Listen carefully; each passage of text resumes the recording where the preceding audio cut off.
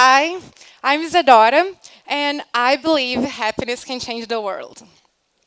First of all, I'm from Rio de Janeiro, the happiest city on earth.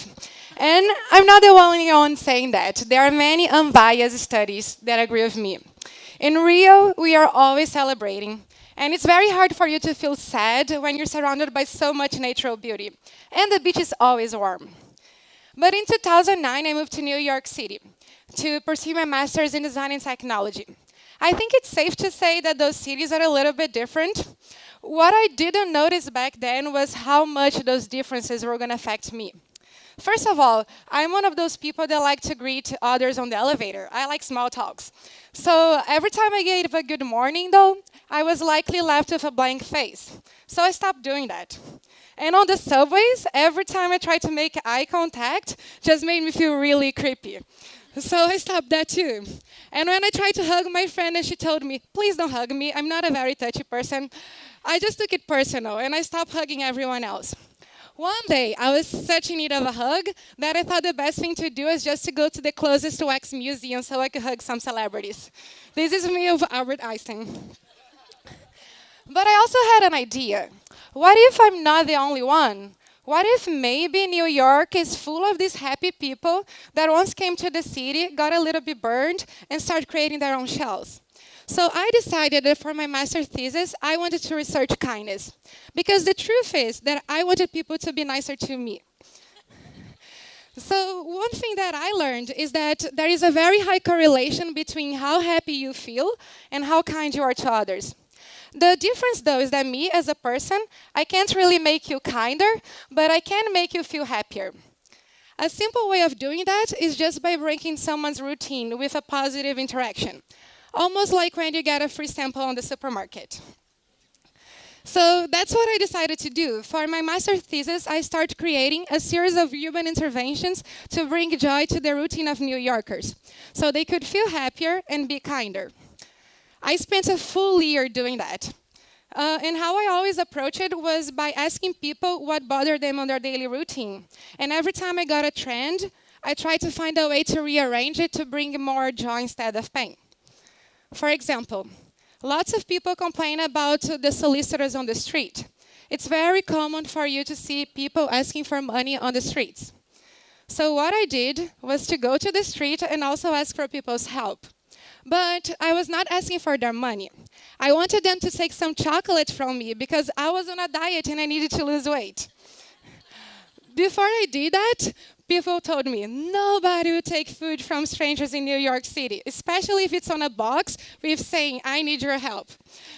And I'm very happy to prove them wrong. It's also very common to hear people complaining about lack of deep connections. New York is full of people, but has very few meaningful interactions. So I created a safe platform where strangers could share words of support and positive thoughts with other strangers.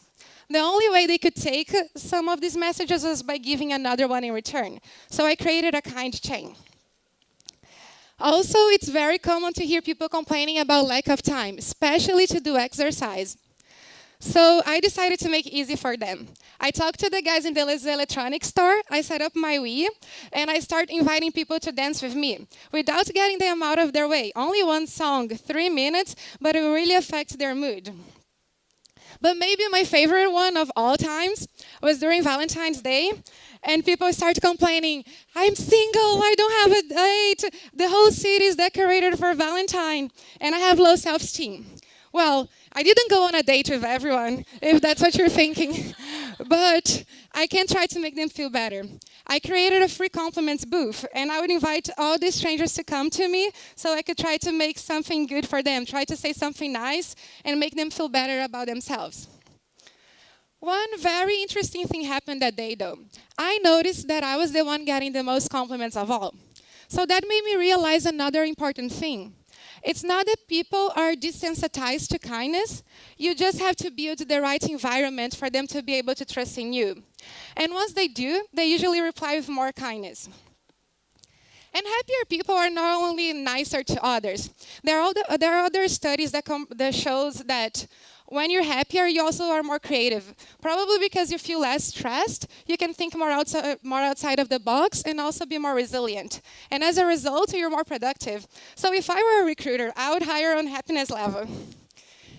Also, contrary to what most people believe, happiness is not only something that happened to us. Everybody can exercise happiness. It's more about what you think when you go to bed, when you wake up, or even your daily actions than your current circumstances. Best of all, happiness is contagious. In fact, it only takes you 2 minutes to affect someone's mood, for better or for worse. So hopefully you're all feeling a little bit better by now. My personal mantra is that only boring people get bored. Just because you're doing boring stuff doesn't mean you need to be boring about it. Yes, we all have to do ordinary things like fill up papers form, but with a little bit of imagination, we can always tweak the situation and have more fun. On my first business trip, I got in this hotel room. I had nothing to do until my next meeting in the morning, and I don't watch much TV. But there was a bed, so I thought, why not? I'll just jump in this bed until I can take a good picture out of it. And I had so much fun doing it that I've been doing it since then. Every time I see a new bed, I get a new jump. And I take a picture. I have 46 pictures now. But if this sounds a little bit extreme, there are still things we all can do on a daily basis that are proof to increase your happiness. First of all, be grateful. For everything we don't have, there is so much we do have, and we usually take it for granted. Try to take 5 minutes of your day and think of all the good things that happened to you the day before. They don't need to be big, like a text message, or you spoke to a friend, or you ate something really delicious. And you start focusing on them and not on the things you can't control. Also, smile, mostly when you don't want to. It turns out our brain's not very smart. It doesn't know the difference between faking or feeling it. So as long as you force yourself to smile, you will start feeling better. Trust me, I've tried. One day I was driving, and then I start crying. And then I start smiling, and then I cry, I smile, I cry, I smile, and then eventually I felt better. Took a while. It sounds cheesy because it is, but you should really love who you are. As human beings, we are capable of doing so much, and we usually take it for granted. I believe everybody should have a top 10 list of what they love about themselves.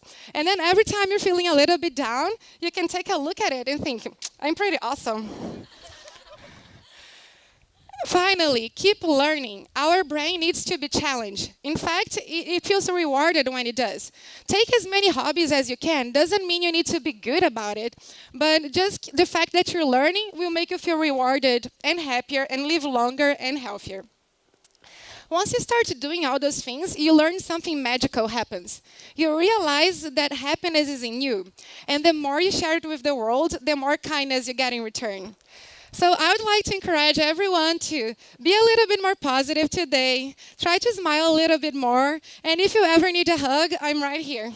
Thank you very much.